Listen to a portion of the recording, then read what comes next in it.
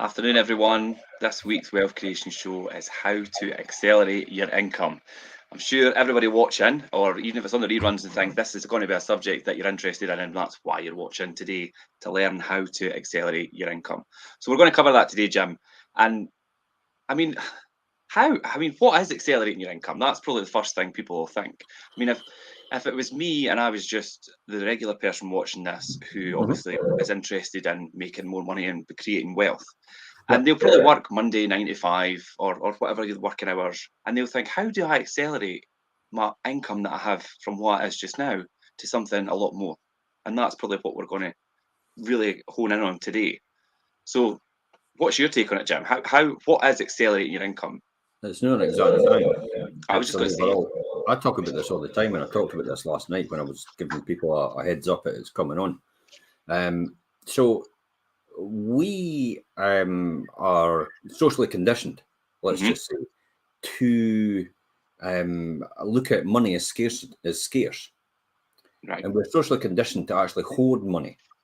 But in actual fact, there's an abundance of money out there. You've just got to kind of work out how to get it.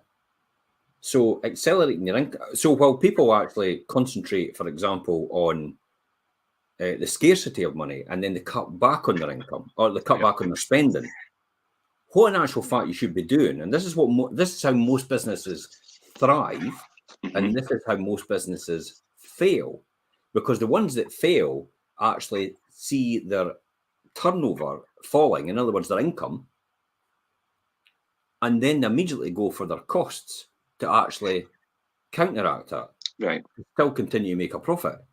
When in actual fact, first of all, you should be actually looking at your income, thinking, well, why is it actually falling? Mhm. Is there a valid reason about it? Is this something I can control? And it's kind of like the accelerating your income is kind of the same sort of process on a personal basis. It's you know I've got so much costs, and that's fine, and I can take these costs down to the right level, but I should really be concentrating on getting my income up more than likely. So accelerating your income is all about adding value to what you do or what you are actually doing. Now, see if you're in a job. How on earth did I manage to do that in a job? Mhm. Well, I suppose accelerating my income was all about actually just retraining, just making sure I had the skills and expertise in order to make myself more invaluable to my existing employer, and they saw the potential in the the.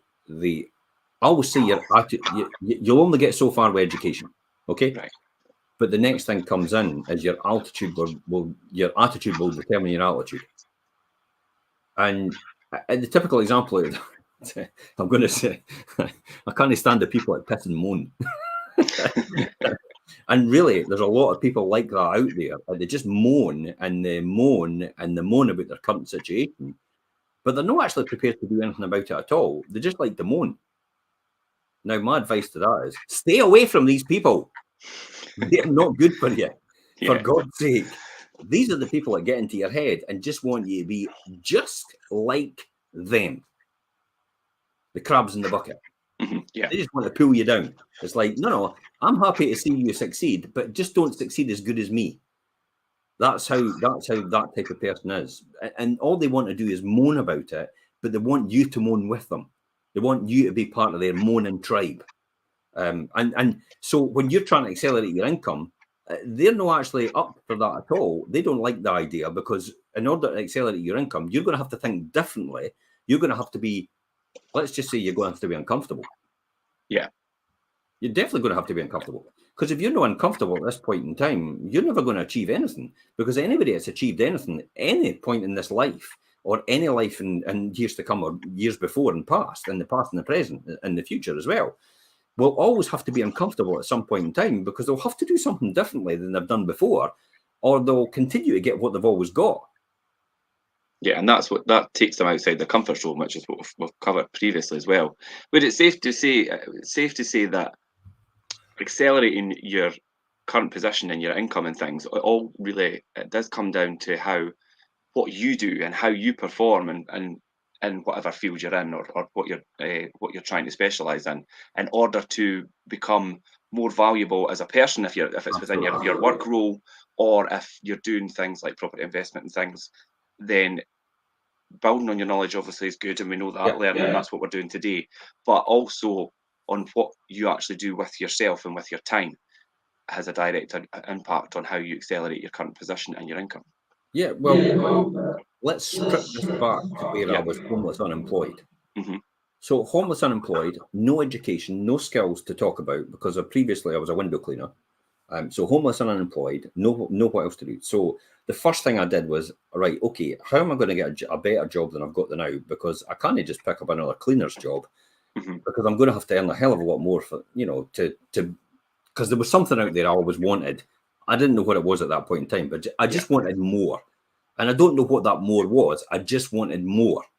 And as I said, I couldn't quantify it, but I just knew I had to do something different in order to get it. Because I was sick and tired of being sick and tired. Yeah. That's the reality.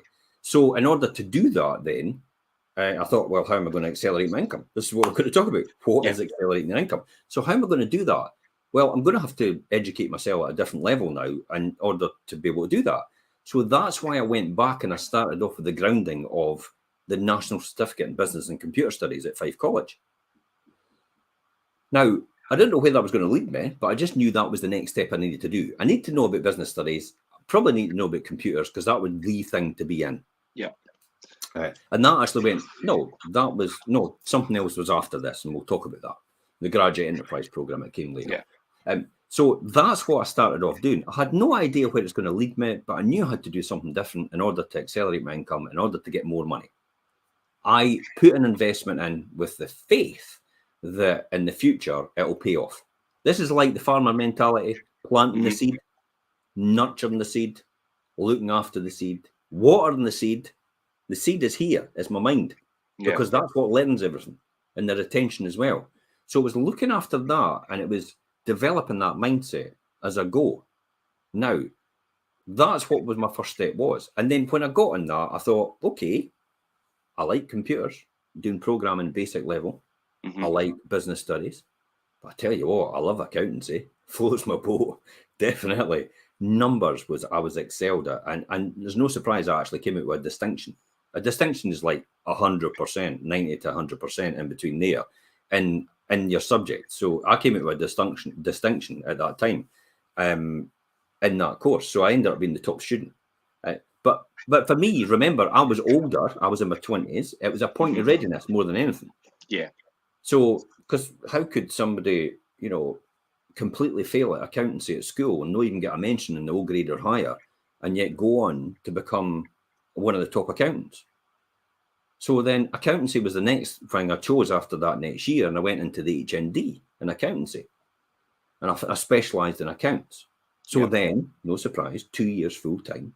It's not really full time. It's 22 hours a week. It's like, it's 3 days or something. I even found out at university it's like 17 hours a week. I know. Yeah. That's 2 days work. Yeah. Well, that's 1 day's work in my mind. 17 hours a week. It's like, that's an easy gig. So that was the next steps for me, and it was all about accelerating my income because I knew I had to do it, and I knew I had to get that in order to be there. So where's it going to lead me? I thought at that time, and I jokingly said at the PIN meeting on last week on Thursday, that I actually thought being an accountant was going to set me free and I'll be a millionaire. That was a big part of your journey to get there. But I did, again, I had blind faith in the fact that was going to get me that. But then obviously that was another story. And later on I decided, wait a minute, I'm not going to be a millionaire working for someone else. That's never going to happen. I'm going to have to do some sort of side hustle or I'm going to have to own part of the company I'm actually working for. That's how I was going to, but that's another story. Again, that's accelerating your income. There are other ways. But once I did that and I came out again as top student 2 years in a row and HND, I then went on to my professional exams, but I then studied to be a trainee accountant in my first job, which was Balfour's. And leaving manufacturing.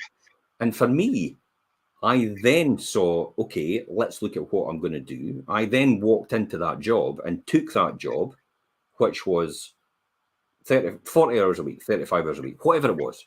and I took the job of that work, and I actually brought it down to do that work in 2.5 days a week. So it left another 2.5 days free, which I was able to take on more work by the financial director at that time.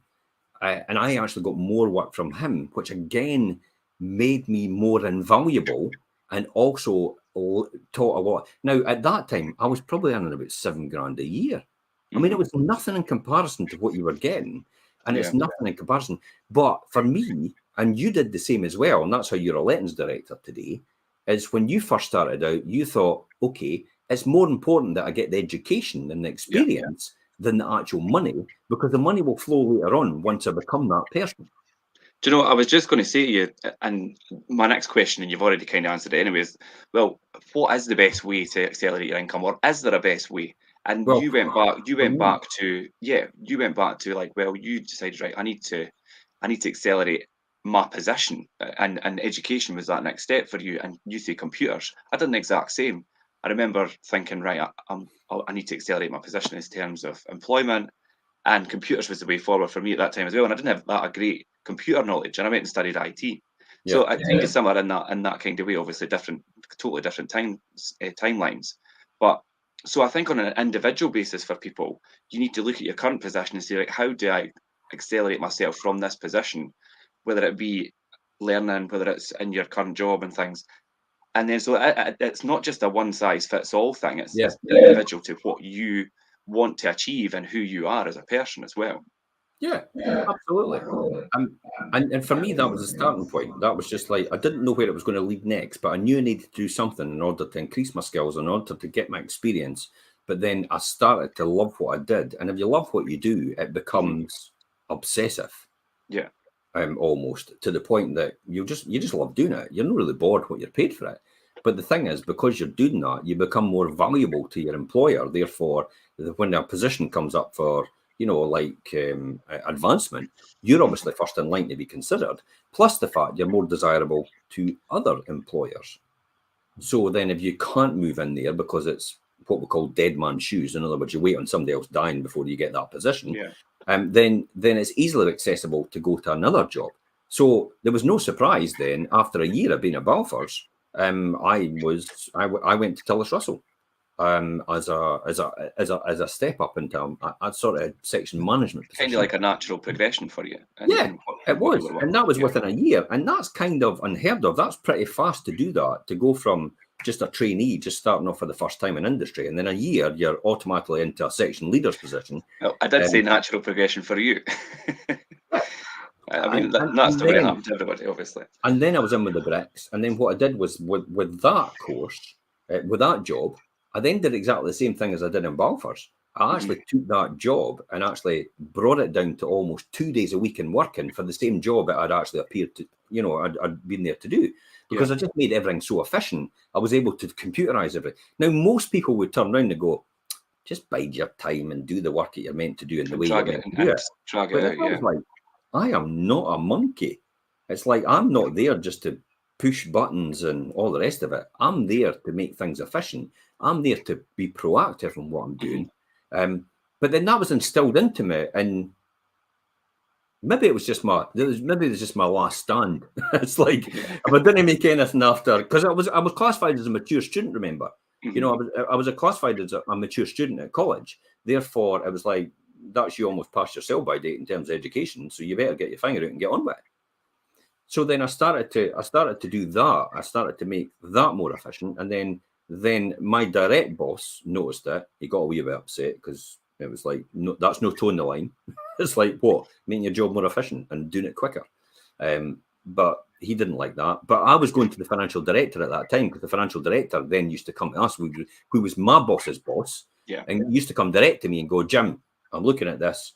How do we make this more efficient, or how do we do it? Because he knew, because I used to get really annoyed about things like, I had to go away across the other side of the room to get something off the printer. And I had to do that maybe about 20 times a day. And I calculated, if I go over there 20 times a day and it takes me literally 2 minutes every single time, then I'm losing 40 minutes a day. Now, if I'm losing 40 minutes a day and I'm losing 40 minutes a day 5 days a week, right, is 200 minutes a week. And then I worked out from there, if I lose 200 minutes a week and I'm there for 47 weeks of the year, because I've got holidays as well, then I'm losing 9,400 minutes every single year. So if I divide that by 60, I'm effectively losing 156 hours. Now, if I divide that by 40, I'm losing 4 weeks just walking back and forth to that printer, 4 weeks in working time.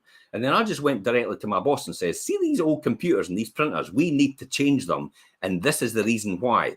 Because I'm losing 160 hours a week, which is 4 weeks of my work. I could be more efficient in what I'm doing.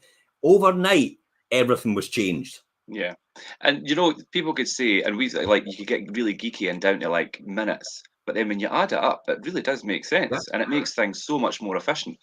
And you've said to me before about when you went up to Tullis Russell and you're saying you got it down to about 2 days a week or whatever, because you implemented and systematized things so it was so much more efficient. But then that in turn alleviated you more time to then start looking at proper Yeah. investment, which is what you ended So the thing about Tullis Russell is Yeah. Tullis Russell was renowned for not spending money, especially in offices. Right. So there was a total reluctance to computerize anything or make anything better. We used to have 5.25-inch floppy disks, really floppy, and you used to have to put them in on the old XT IBM computers on a spreadsheet, which came up on a green screen. And literally, I was going, "This is the dark ages. We need to change it." And it was going to cost about 25 grand to do it. And as soon as I explained that to them, they went, "It's getting done." Mhm. The whole thing changed overnight. The whole department was obviously computerized. Everything was more efficient. It lent up my time. Therefore, I went to my boss again. I said, I need more work. What are you doing that I could do of yours? Again, upskilling myself. Upskilling. Now, I could say, well, I'm doing his work, so I'd be paid more. No, I wasn't caring. I just wanted more work and more experience in terms of what I did. I was quite happy with the income I was getting right now. I think it was like 13,000 or something like that. Mm-hmm. At that time. And then after about, I think it was maybe about 4 years, I think I was really forced out by it, my direct boss, because he was a bully. He started to get really annoyed about how I was excelling, how I was accelerating, how his boss came to me every single time in order to get things done.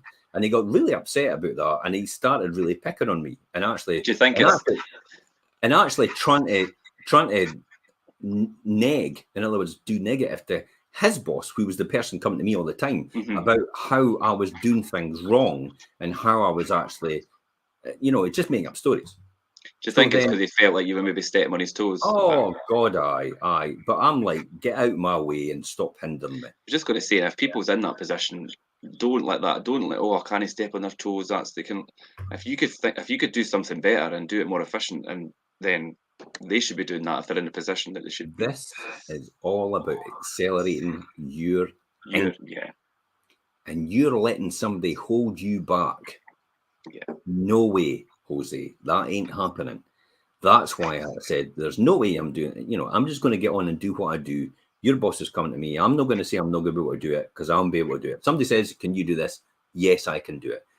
This was a point of readiness and also my time to shine.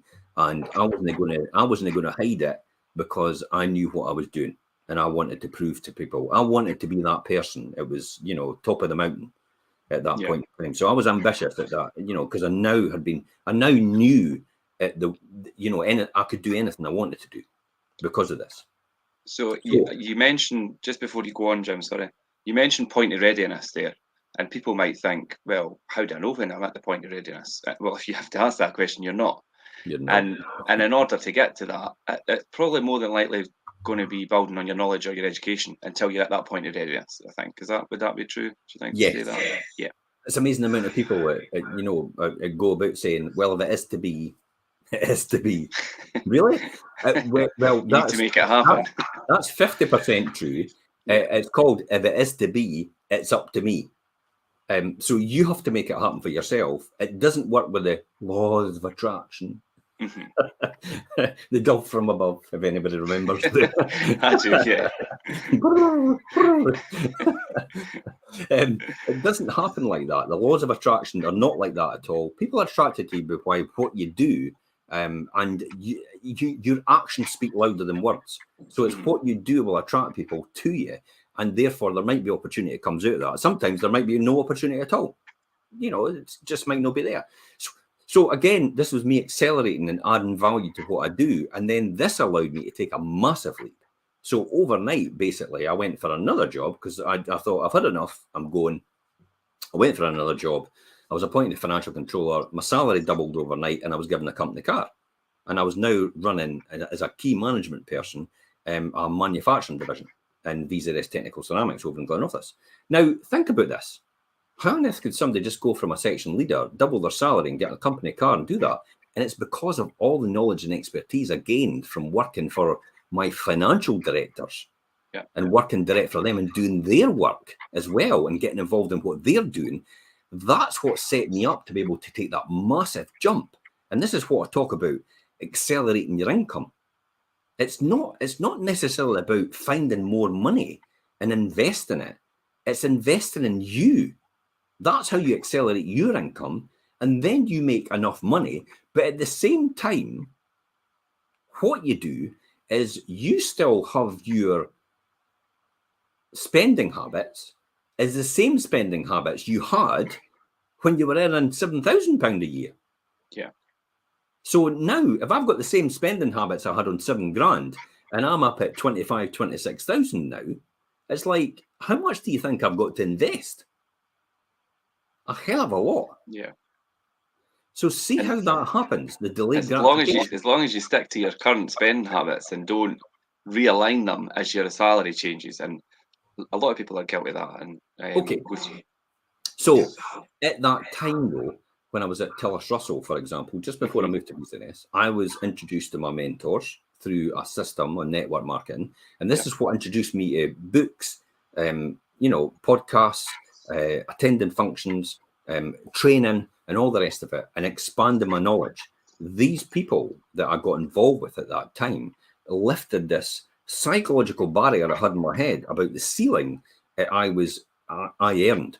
Now, a classic example at that point in time was when you look at the adverts in the this is to everybody. When you look at the adverts in newspapers or online now, and you see, and you're maybe an accountant, and you look at that advert, and you see it's paying £70,000 a year, do you immediately go, "Oh well, that's not for me because it's too much," or do you actually say, "I could actually do that. I'm going to apply for it"?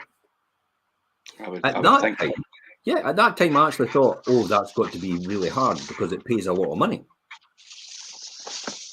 See how that works? And I think a lot of people would probably be in the same mindset when they first initially look at things. Yeah.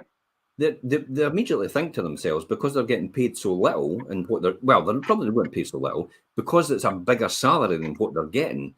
They think that that's out of their reach because it must be something special. And in actual fact, they've got all the skills and expertise to do it.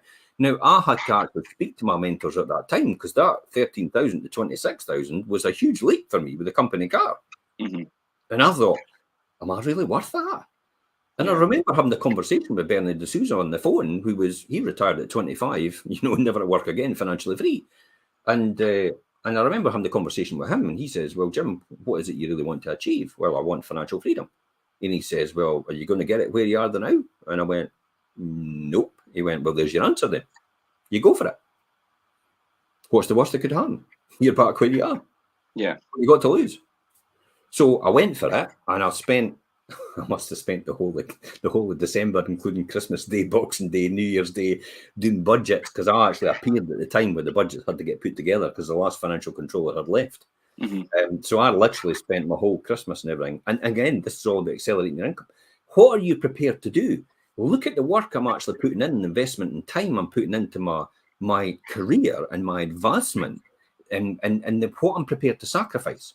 Because if you're not prepared to pay that price right now, I keep saying, wait till you get the invoice from the bill or the bill from regret, because the bill from regret is going to be a hell of a lot more when it comes down to it in years to come. When you're sitting waiting to retire, you're going to look at your pension and you're going to go, "Holy shit.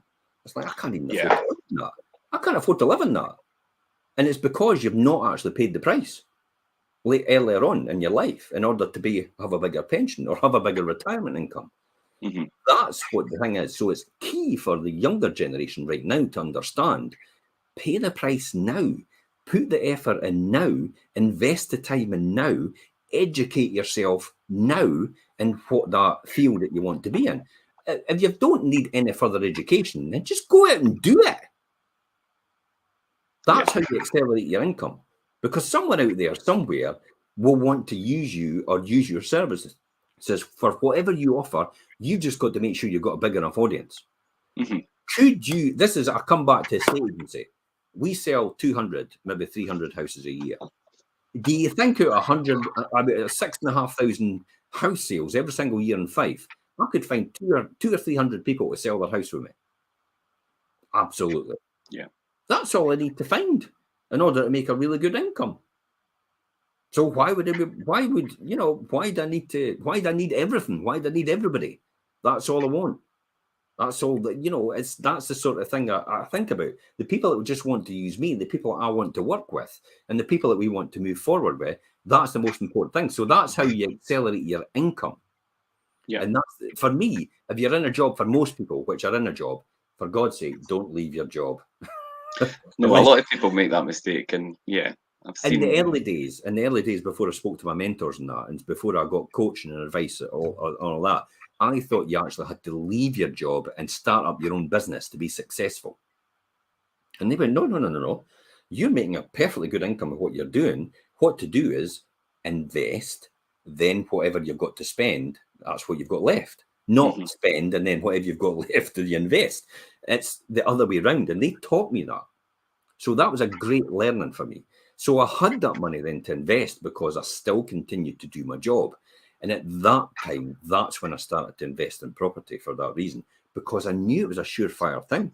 It was like, and it took me a wee while to grasp it because no one else was doing it that I knew. It was never a thing. Buy to let never existed. So I took the income or the money I was getting extra out of my normal day-to-day job, and then I cut my expenses because I never lived beyond them. And then I took that extra and invested it, and then I had whatever I had left to spend. So that's how I was able to accelerate my income, and that was the best way I could advise anybody. It's, I had somebody recently, and they said to me, I'm really wanting to leave my job. I hate my job. I hate my job. I hate my job. And I was going like, okay. What are you kind of looking for? And it says, what are you earning right now? And I said 50 grand. And I went, holy shit, I've been staying at your job. Just got to say, like, if you're earning 50 grand at your job and you hate your job, who cares? Grind it out for 3 years, cut your spending, take the 25,000 extra, spend 25 grand, invest 25 grand, 50% of your income, buy some properties. That'll alleviate your position, build it up even over 5 years. And in 5 years' time, bye-bye, employer. That's me set for life. I don't need you anymore. And I've replaced my income. Not, I'm just going to give up my job and I'm going to try self-employed with zero starting income. Yeah. Why do people take that risk?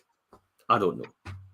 But my point of view is, it's an easy one to do a side hustle for most people and actually earn an additional income outside of that. And that's what that's all about. Now, this is when it comes to what's the next one. Well, I was going to say, obviously, what you've done there and the process of accelerating your income and things is leveraging your position. Yeah. And that's something that, I mean, what does leveraging your position really mean? Leveraging is about using, in an easy form. If you're wanting to lift a car on a jack, right? You know yourself, if you have a big pole and you go right to the bottom of the pole and you try to leverage up whatever you're doing, pressing on the bottom of the pole, it's like, nah, there's nothing behind that. And yet you go to the end of the pole and you actually just push that down. It's like, holy shit, that just lifts no bother. And that's almost what we're doing when we're doing this in education level and also in financial level as well. So this is what we talk about, leveraging our position. In other words, we're using the expertise and the skill of something else in order to accelerate our performance and make it a lot more efficient and a lot greater. So that's what leveraging our position means. Yeah. I mean, leverage itself, I mean, it's a principle that kind of separates successful people who want to attain wealth basically from the people who don't. And I think that's pretty simple. I mean, it's something that's really a big part of creating and creating wealth, really. And if you aren't using leverage, and then you're going to be working a lot harder than you should be to earn less than what you really should deserve to be earning if you were using leverage. And that's, if you're not using leverage, then it's definitely not the way to try and build your wealth. Yeah, absolutely. I'm going to take a couple of comments here. Yeah. Great advice. Feeling uncomfortable definitely hinders my development. Feeling uncomfortable definitely hinders my development. It's okay. Feeling uncomfortable, you should be going, yeah, beauty, because you're learning something different. You want to feel uncomfortable every single time. You want to get used to feeling uncomfortable. And when you feel uncomfortable in a situation, I'm talking about in terms of building your wealth and leveraging your income and learning something pushing new. yourself. Yeah, pushing yourself. When you feel uncomfortable, you should celebrate that. You should get all these endorphins that go, yeah, beauty. You should be punching your fist in the air. You should be lifting your arm. As soon as you lift your arms above your head, it triggers a chemical in your body which actually rushes to your brain and actually makes you feel a bit euphoric. And this is why we put our arms above our head for celebration. So when you immediately lift your arms above your head like that, it triggers this off, and you actually feel a lot better about what you're doing. So every time you feel uncomfortable, you should be going, "Yeah, dancer, that's brilliant and good." And doing this, like, why do you think people do this in football? When they score a goal, they go, "Yes," and they do that because the euphoria comes, and that's what gives the feeling. So you should immediately do that. If you're actually down in the dumps right now, you should be going, "Yeah, beauty," and just doing that. Genuinely, you should be just doing that and sticking your arms above your head, because it releases all these chemicals in order to make you feel absolutely fantastic. And you're able to create that with your body and your state. This is about raising and leveraging your state, making you feel a lot better in terms of what you're doing. And Bill Clinton is a master at this.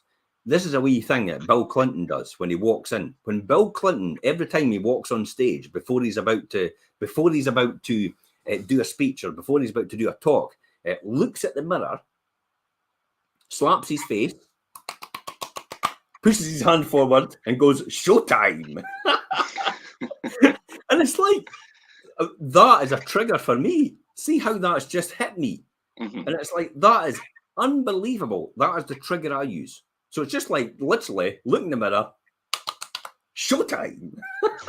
and it's as simple as that. Yeah, I was just going to say something simple like that, but could get you in the right frame of mind to excel. My state's changed completely. I actually feel really good. I felt that rush to my head there right now. Now, I'm not saying about stay on a high all the time.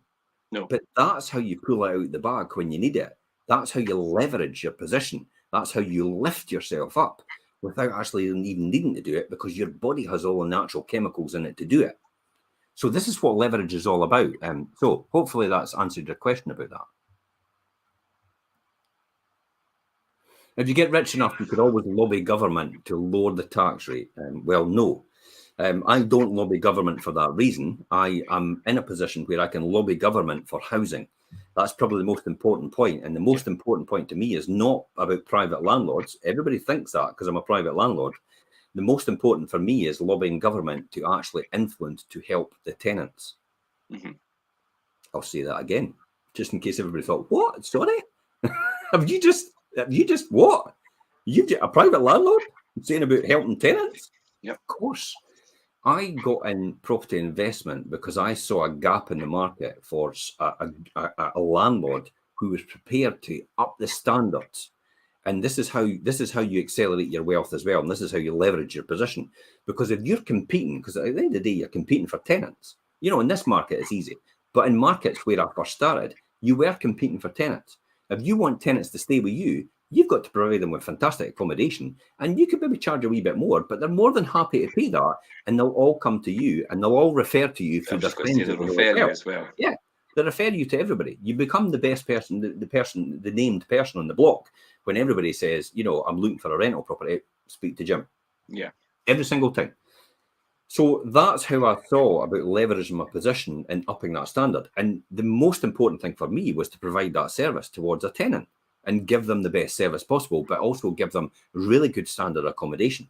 So there's no surprise I actually helped start. I started with a core group of people, Fife Landlords Association, which went on to become NLA Scotland, the National Landlords Association in Scotland. I ended up becoming their chairman. And that's how I was able to influence and lobby government to raise the standards of the private rented sector, to get rid of the people who gave us a bad name. I mean, every industry's got it. Double glazing is probably a classic example. It used to be like that. But you always had the double glazing salesmen. Some of them were very, very poor, but some of them were really good high standard. So every industry has that. You can name any industry and you'll always have somebody that will pull that industry down and give it a bad name. Yeah. But you'll more than likely have the majority of people who are actually willing to raise the standards. So this is what I wanted to do. And that's why I wanted to be wealthy enough so I would never have to answer to anybody, and I'd never have to lay down or kowtow to anybody. In other words, oh, I've got to do this because you said so. I know the way forward for the private renting sector. I understand it, and no one is my master, if that makes sense. Yeah. I am not answerable to any government. I will never be a politician, but I'll be a fantastic lobbyist on behalf of tenants. I'll say that again, on behalf of tenants. Most of the landlords out there go, what? It's like, but you've got to understand, that is our customer. That's who the person we look after. Raise your Tenant standard, welfare. good accommodation. This is why I always say it's not for the faint-hearted. Don't get in this industry if you're wanting to make money out of property, because it's all about looking after a tenant. And if you look after the tenant, the money's a byproduct. Yes. And investment. Anyway. Should I let via limited company or personal? Limited company all the time now. There's no advantage to being personal name anymore. All your capital gains are getting reduced and everything like that. Everything's changing. And okay.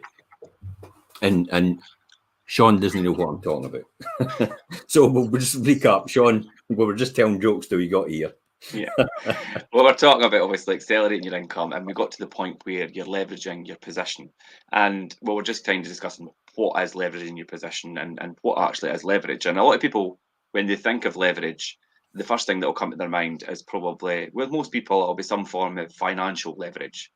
And you probably also think maybe financial leverage is risky, or leverage is risky. But the truth is, financial leverage is only one of several different forms that leverage can take, and we're going to cover them in detail as we finish off the other half of the show. But leverage in terms of, why do you need it, and how do you use it? And that was probably the questions that are running through people's mind at the moment. And I think this is the Wealth Creation Show, and nobody really builds wealth without using leverage in some form. Of course they don't. Yeah. Every single business that's successful at what they do use someone else's money, aka a bank, in order to make more money on the money they've just borrowed. Yeah. That's a return on capital employed. In other words, they're getting the capital that they need, the money from the bank, in order to start the business up. Some of it will go into capital expenditure, in other words, fixtures and fittings. And for example, our business is houses. Yeah. Other part of that money will go into working capital, which is expenses. In other words, refurbishments, insurance, management fees, interest rate, payback for mortgage interest. That's what that is. So we take the bank's money and we leverage our position. In other words, we make more money on the bank's money. Now, a classic example to this right now is, if you can make 15% on return on your capital by renting a property, then if you're borrowing from the bank at 6%, then that would make absolute sense that you would make 9% on the differential. But you actually make more than that when you borrow the bank's money. So why is that?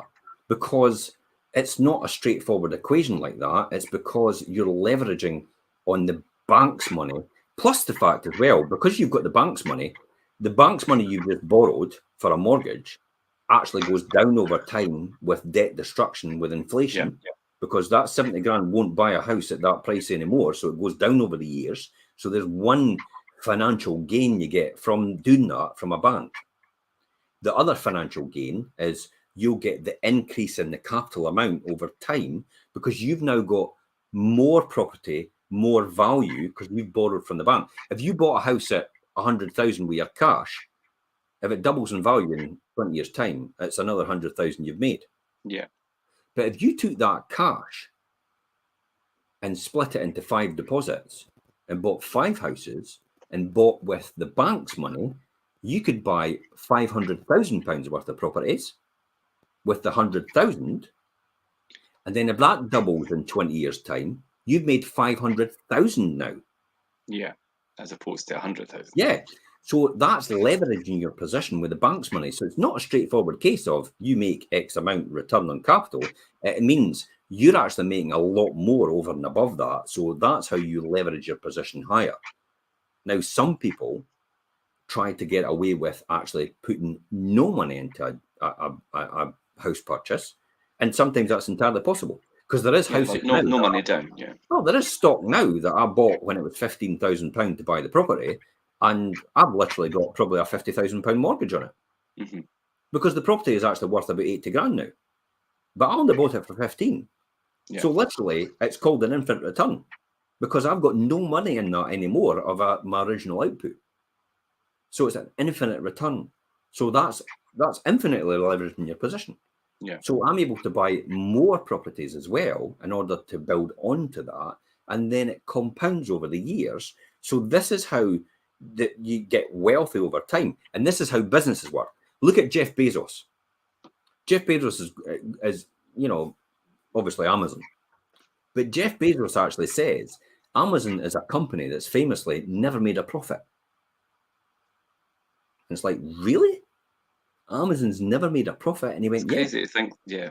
Amazon's never made a profit, but it's worth billions. Yeah. Billions upon billions it's worth. How could a company be worth billions upon billions if it's never made a profit? Because all their money goes back in to reinvest in the company to grow it bigger. There'll come a time where if Amazon one day stopped reinvesting, they'd make a ton of money. And that's exactly what happened to me. When I started off, I just reinvested. And I still do that today, Richard. Yeah. Reinvest. Incidentally, I don't. I only get the deduction if I reinvest and buy improvements. Yeah. I don't get the deduction for buying property if I reinvest the money. I get taxed on it first on corporation tax or my own personal tax, depending on how it's set up. And then I'll reinvest it back in. You don't get away with it that easily in this country. In America, it's a lot easier. So if you see all these TikTok videos that say, oh, well, Kiyosaki is the classic. It says, I've got debt up to my eyeballs. I've got billions in debt and I have 10,000 units and I never make a profit. And it's like, and I never pay tax. How do you never pay tax? Because their taxation system works differently. It's totally different, yeah. Yeah, and people actually believe that in this country and go, oh, I need to get into property to do that as well. You'll always pay tax. Aye, and it's like, no, you will be paying tax, whether you like it or no. There's our system's set up a wee bit differently. You don't get these huge deductions that you used to get. So that's how you can leverage your position financially. You can use banks' money, you can use other people's money, but so you're not limited by your own finances. Yeah, and that's financial leverage. And the next one was time and time leverage. And just when I think back to your story, Jim, and when you talk about when you started your journey and you done a lot of stuff on your own and spent a lot of time building that. But as time went on and the years went on, you then leveraged the time that you had, and you now have, I mean, you could say, what, 1,000 hours, because you've got so many people around you doing all the things that you used to do, but at a bigger scale, myself included, our property management team, your sales, the people that help you in sales, and feed into all your, because you've got several businesses, obviously. We know that, but you've leveraged the time that's incorporated into all them with other people and using other people's time. It was one of the most important things. I never got into this for money. I got into this for time. And that's why I jokingly call myself a time lord. Time lord, yeah. A property time lord. It was never about money, because the money was going to set me free and buy back my time. because my time was entrenched into being a financial controller and helping businesses run an industry. And literally I was trading time for money. So how can I get out of that equation? I need to do a side hustle that doesn't rely on this time and money, time equals money equation. In other words, I'm not trading time for money. And there also, you would bring in other people as well when you had the money to then get them to do the jobs for you. A classic is you have to dig your own garden. Okay, and maybe it takes you 3 hours. Now, to pay a gardener, you're maybe paying 20 quid an hour. It's going to cost you 60 quid. But if you can make 60 quid in 1 hour at your work, you know, if you're running a business or whatever, contractors sometimes charge £100 an hour. If you can make £100 an hour as a contractor, why on earth would you want to go and dig your garden with the same amount of time if you're able to make more money with that? Just make the £100 an hour and then pay the gardener 20 quid to do the garden. That's leveraging your time. It's like the washing the car thing and that as well. It's making it more efficient. It's making you more efficient time-wise. So then that's why you bring other people in and pay them to do these jobs. Yeah. Now we could argue that why do they not, you know, why are you making a profit on other people's efforts? Well, to be honest, they don't have the capital. They don't have the expertise that you had. So and they're not willing to take the risk that you're taking as well, because it could all go the other way as well as, you know, you can maybe make a profit. Sometimes you can maybe make a loss, but nobody wants to take part in compensating for the loss. They all want to take part in getting the profits. Okay, if you're willing to take part in the profits, then take part in the loss then. Oh, no, I don't want to do that. Well, that's fine. Employment's for you. And that's what I mean. You could argue the point, well, gardeners, for example, people love gardening and some people specialise in it. Some people do it really well. That's what they do. Even like we say, somebody needs to wash your car, but then washing a car has become a bit of a skill now as well. A lot of people do it like amazingly, and that's what they do. Leveraging it. Yeah. So they're now taking it to a different field. Yeah. Keith Cunningham actually has a car wash business. That's Rich Dad. You know, Keith Cunningham has a car wash business, and he talks about his car wash business, and he talks about his competitor in the area. Now, his competitor's maximum price in the area is $25, right? And that's the maximum price of his competitor. $25 is where he starts for a basic car wash. And his maximum goes up to about $100 or $200 to wash your car. And they both provide car wash facilities, but he just understands how to leverage it better, because the personal experience when you walk in the door is completely different. When you walk in the door at his car wash and you're getting your car washed, they don't just go, "There you go, sir, there's your car wash." They go, "Would you like a coffee? Yeah. Would you like your shoes shined?" You know, there's a guy in there that shines their shoes, charges them.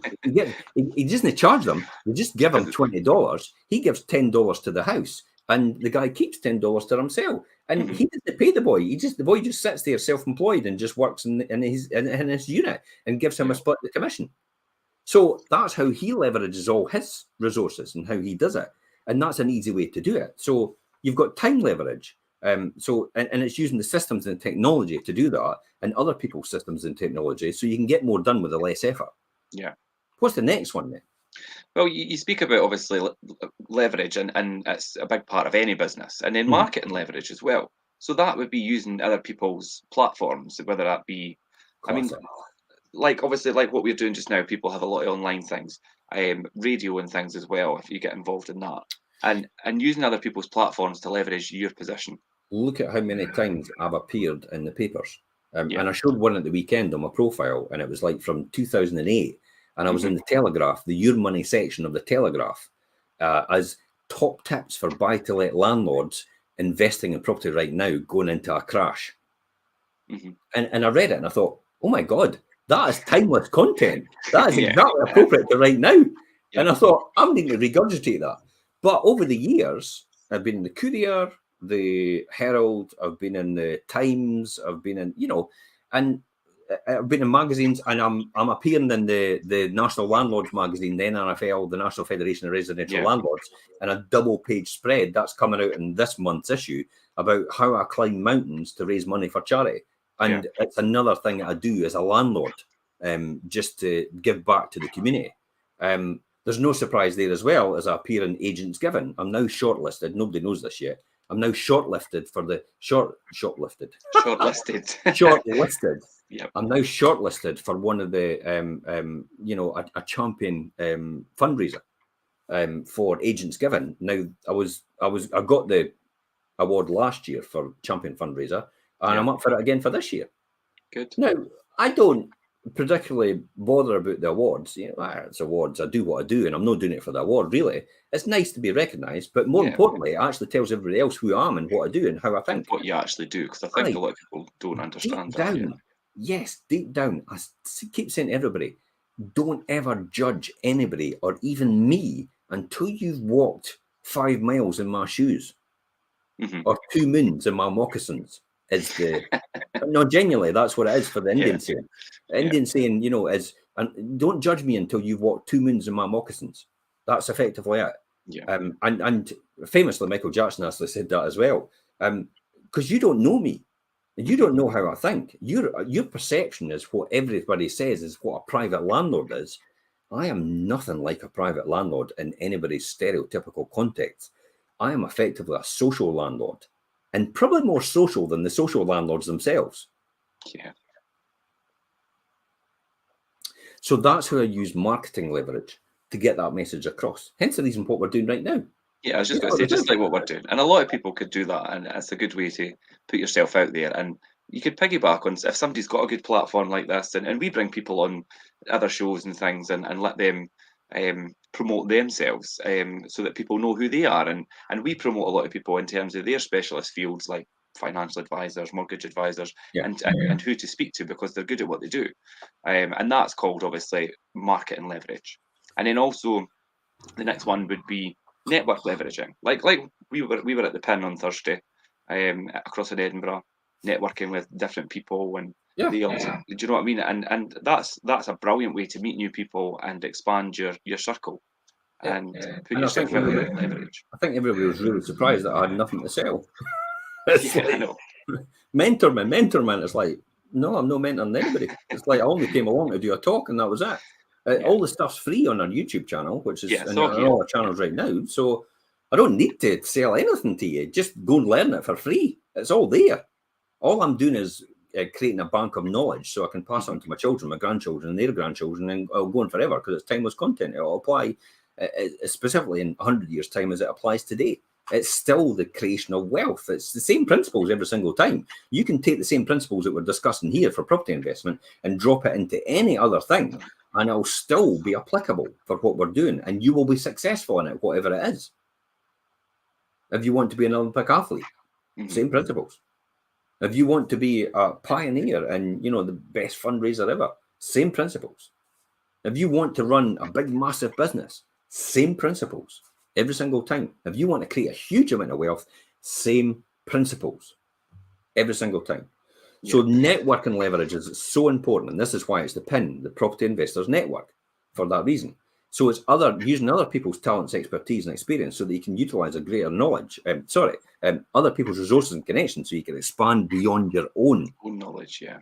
So the networking, and then the next one is like Willie Rennie, MSP, gets in touch with me and says, "How would you like to speak at the Northeast Fife Housing Summit?" You'll be on the stage with John Mills, who's the head of housing for Fife Council, Paul McLennan, who's the housing minister for Scotland. And it's like, wow, that's network leverage, definitely. That's a different sphere.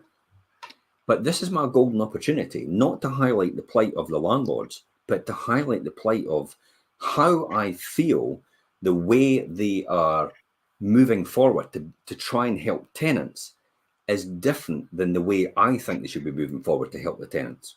And this is my way to get this message across. We both want to help tenants. I just think we should go about it a different way as opposed to how they think about it.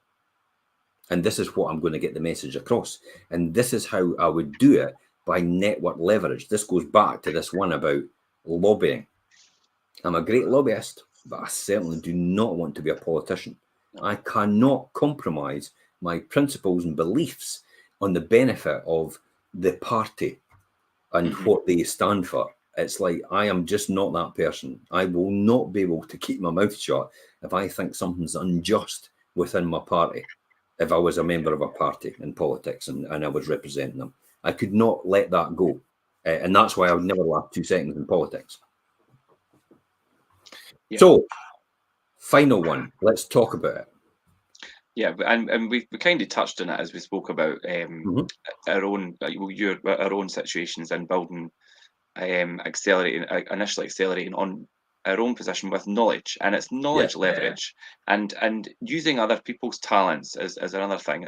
People, there's a lot of talented and knowledgeable people that have all different expertise, and their experiences and things as well as something that you should really use to your advantage, and build and use their knowledge to leverage your position. Here's the perfect example. Richard Branson. Hmm. Richard Branson is a dyslexic, no formal education. He maybe came from a wealthy family, but he had no formal education. He just went out on his own and he created the Virgin Empire from what is effectively as a student magazine when he started out. That's how it all appeared. And all he did was, he always says it himself, he just surrounded with people that were more knowledgeable and experienced in their fields than he was. Yeah. He never wanted to be the most knowledgeable person or the smartest person in a room. If you're the smartest person when you walk into the room, you're in the wrong room. Yeah. That's a good way. That's a really good way to look at it. And genuinely, that's why I'm reluctant to go and speak at seminars and stuff like that, because it's like I look about and think all I'm doing is passing on important, and it's great, I'm passing it on, but I'm not learning anything. It's not teaching me anything. I'm not learning from anybody else. I need people far more successful than me to learn from, and that's why I plug myself into Diary of a CEO. I don't go to the functions or anything. I just listen to all these podcasts that are on there, and I learn from people far more successful than me in their different respective fields: psychology, health, finance, anything, you name it, it's on there. I trust Stephen Bartlett enough to realize that he's going to put good content on there, which is accurate and factual every single time. Hence the reason why I'm okay with that. And then I'll go on to read somebody's book, for example. I'm reading Winning, actually, by Ian Robertson, I think it is. And that was recommended on Diary of a CEO. Yeah. And so there's where I'll put myself into the knowledge leverage. I leverage myself with other people's talents and expertise and experience, so that I can greater utilize their knowledge. And I'll never possess all that knowledge. Yeah, because I mean, no one's ever going to know everything, and if you try and set out to do that, it's going to take you. Because Well, AI yeah. will. AI But I mean, will. as a person, look at the extreme example, Richard, of AI, how this is going to work. Yeah. Imagine me right now. I don't know how to lift this pen. Oh, it's green. This pen. I look for one that's no green because it's obviously this pen. Yeah. So I don't know how to lift this pen I've got in front of me right here. Okay. Now it takes me several attempts. So I'm going, okay. Okay.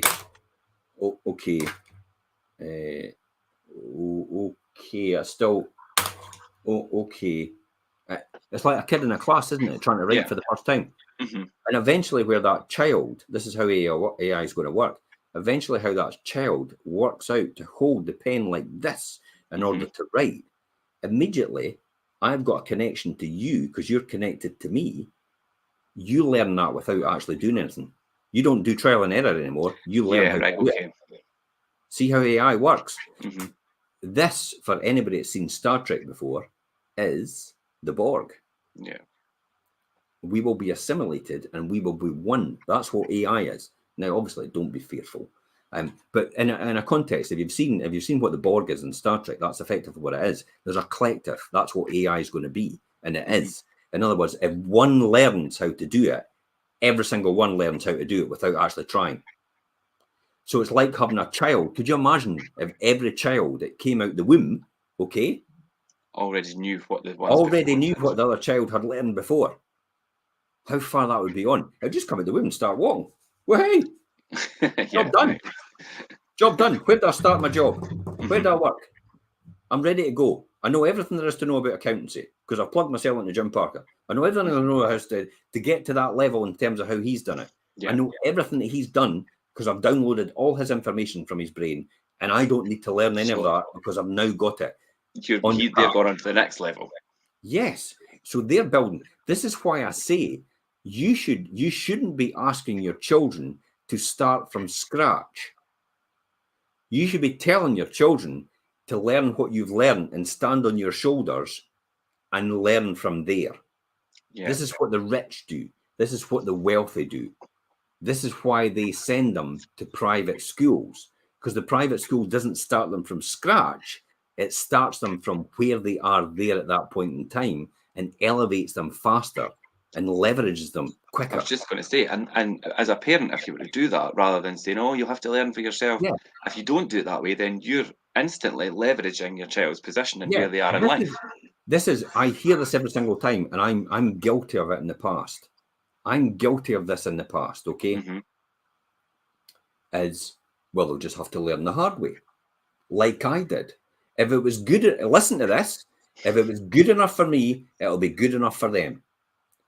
Guess what they're going to get? They're going to get exactly where you are right now. And if you're pissed off where you are right now, you certainly not wanting your children to be like that. Think about that. Yeah. You want them to learn what you know straight away, quickly, in order to not do what you've done, but do all the good bits that you've done. So they can stand on the shoulders of giants, and then the next person comes along, and then they stand on the shoulders of giants as well, and they stand on the shoulders of giants. So everybody learns quicker and exponentially faster, and that's why the rich get richer and the poor get poorer. Because our system of education is indoctrinated into starting everybody from scratch. But I know that already. Yeah, but you'll have to go through it. You'll have to sit here for a year and just put up with it. What? I know how to do this already. Yeah. I'm going to sit here and waste a whole year, which I could be doing advanced accelerated education, because your system, the education system we run in this country, actually just starts you from scratch, whether you like it or not. Yeah, whether you have the skill or the knowledge, if you've not got the mark to show that you're at that stage, then you have to start from the beginning. Yeah. So yeah, that's. I've got somebody saying that you're wrong, and it's like, you're obviously skin. The person that says you're wrong obviously has no idea what they're talking about. And they're obviously skint, and they're still working for someone else, more than likely. Yeah, a broke mentality. But yeah, it's broke mentality. We've all had it. I've had it. I understand it now because I've broken out of that cycle. I've lifted the lid off the jar. I'm able to jump out of this jar because I understand there's no glass ceiling anymore. That's the case. Yeah. So what I would say to people out there is, you need to encourage your children as much as possible to find their passion, to build on that, and actually go further and further into it. Look at the classic examples in society nowadays. Venus Williams. You know, our father didn't say, listen, see that tennis thing, you need to concentrate more on your education. It's like, no. You need to be the best tennis player. You've got a natural talent. Yeah. Get out there and do it. And then you can become the best in that field. Yeah. That's the sort of things we should be doing. If you teach a fish to climb a tree, it'll go on thinking it's stupid for the rest of its life if you judge it like that. Because a fish can swim extremely well, but if you judge it on its ability to climb the tree, it'll just think it's stupid for the rest of its life. And this is what we do in our education system and in society. We don't understand what's going on as parents to our children. Mm-hmm. But hey ho, it's not for me to tell somebody to do that. It's up for you. Listen, for people out there, before we finish off, I could be talking a lot of rubbish for all you care, and that's fine. This is only my opinion, but it's worked for me. Yeah, that's all. So don't listen to me if you don't want to. I say to people, hey, jog on. Yeah. Don't listen to me.